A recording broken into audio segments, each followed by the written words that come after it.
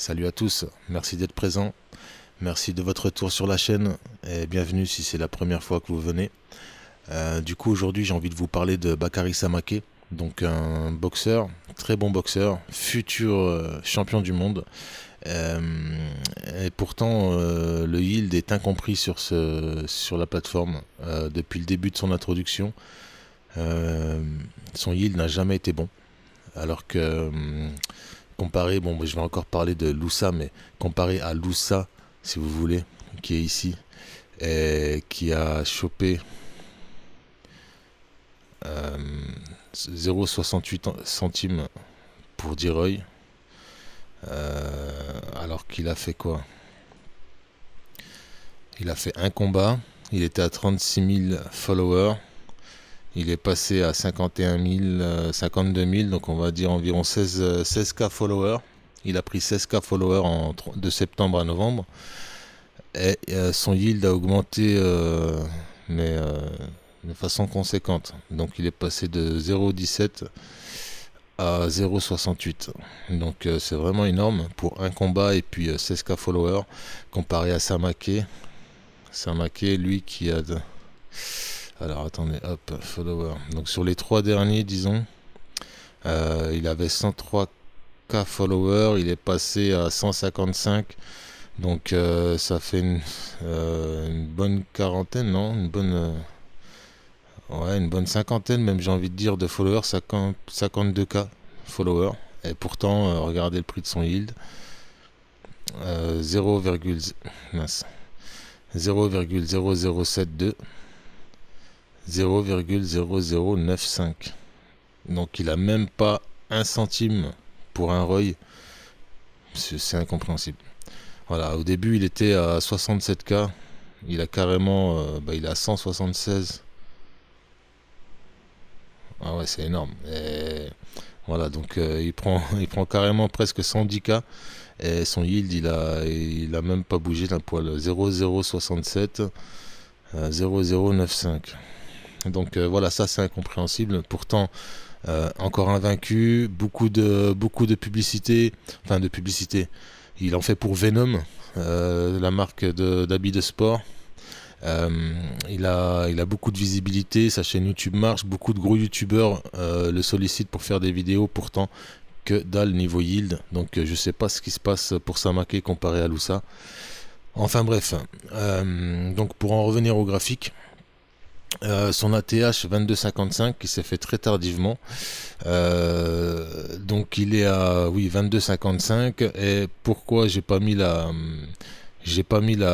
courbe là verte qui va jusqu'à là-bas, c'est tout simplement pour pas parce que l'ATH était inexistant à ce moment-là, donc j'ai pas mis la courbe qui va jusqu'à là-bas et je l'ai fait commencer juste ici là. Donc là, ce qu'on a au début, on a d'abord son point le plus bas depuis l'introduction, donc mis à part les 2 euros qui étaient ici, hop, qui étaient ici, là on arrive à 2,35. Donc son plus bas c'est 2,35, jamais atteint on va dire, et puis il est plus jamais revenu ici. Son plus bas ensuite c'est devenu les 5,19 comme on peut le voir ici. Donc là on voit que ça a touché, ça a dépassé en premier et ensuite ça a touché et ensuite ça a continué à grimper. Donc il avait une grosse courbe, une grosse tendance haussière ici. Donc là pendant plusieurs mois il a fait que de grimper, et puis depuis son ATH c'est là où ça commence à chuter et on va voir où est le bottom en fait. Donc là ce que j'ai remarqué c'est que la ligne de bottom elle correspond à un petit plus haut ici avant le premier ATH, et ensuite il correspond à la chute après l'ATH. Et donc ensuite après sa grande montée, lors de la chute, son bottom c'est encore ce 5,19 là. Donc ça correspond bien avec ce qu'il y a devant ici, ce qu'il y a ici. Donc là on a 3 points d'accroche. Le bottom il a pas été si vous voulez, il a pas été clair avant de voir ce qui s'est passé ici. On n'aurait même pas pu tracer un vrai bottom. Je pense qu'on l'aurait mis beaucoup plus haut parce que là ça faisait que de monter. Donc du coup là j'ai pu mettre un bottom justement parce que il y avait ici le point bas qui s'est créé et qui correspondait bien avec les 5,19 du début ici là ici. Donc ça fait 3 points d'accroche, là on est bon pour le bottom. Ensuite ce qu'on voit c'est que le premier point haut, donc le middle ici au début, il correspond avec pas mal de choses après, donc il correspond aussi avec le point haut suivant qui est pas plus haut, à peine plus haut on va dire. Là on voit qu'il dépasse un peu, à peine plus haut que le premier, mais qui reste correct. Ensuite il correspond avec une petite fluctuation ici, une tentative de franchissement ici. Là on voit que la résistance a fonctionné, ici ça sert de support jusqu'à l'ATH en fait, jusqu'au dernier ATH qui était vraiment le plus haut, jamais atteint. Donc là on a plusieurs choses qui correspondent avec ce middle. Ensuite pour la ligne de tendance haussière, normalement quand on trace une ligne de tendance haussière, on ne doit pas, si vous voulez, franchir les choses ici, comme là c'est franchi, là si vous voulez c'est franchi, etc. Là c'est coupé, donc normalement ça devrait être, la ligne devrait être carrément plus basse, même jusque là. Bon, le trait n'est pas droit, mais vous voyez ce que je veux dire. Mais en fait il n'y avait pas assez de points de concordance.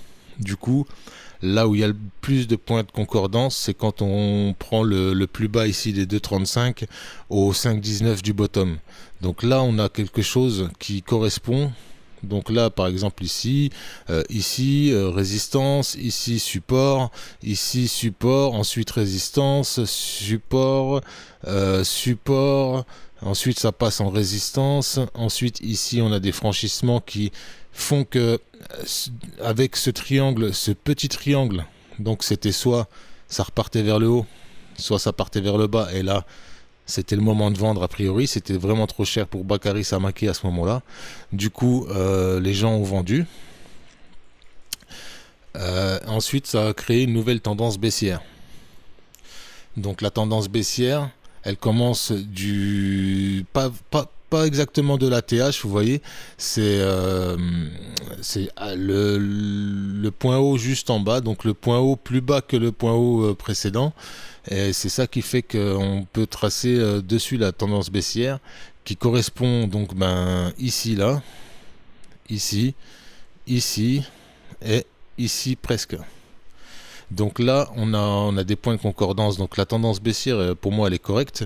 Et puis ensuite elle a été franchie au niveau du triangle ici, entre la tendance haussière qui s'est créée juste quand elle a touché le bottom.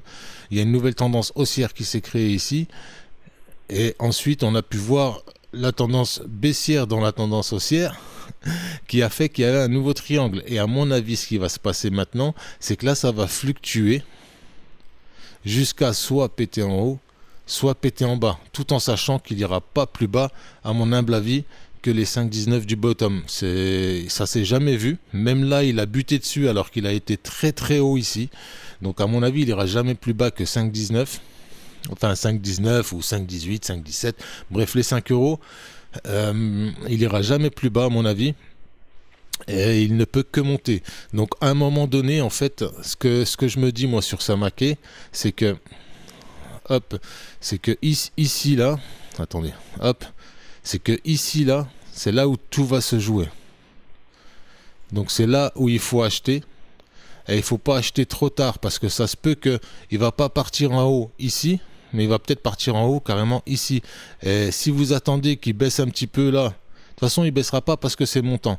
Donc c'est soit on achète maintenant, parce qu'il peut que monter. Pour moi il peut que partir en haut, donc toucher la ligne du middle et puis commencer à récupérer un peu de liquidité par là, pourquoi pas vendre, faire des fluctuations, vendre quand ça touche ici, acheter quand c'est par là, etc.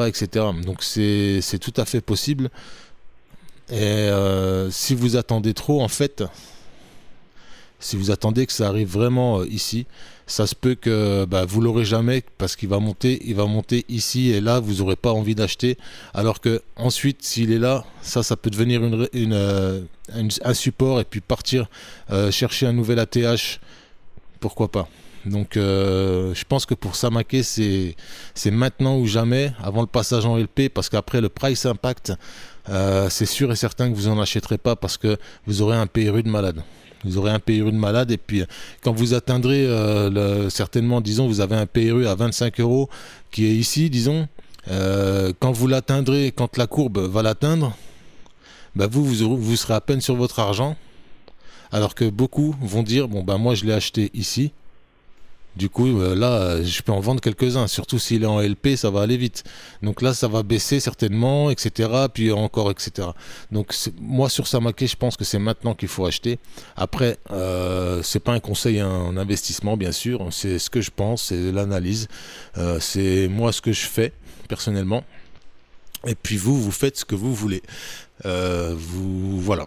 Enfin bref, voilà, vous connaissez la musique.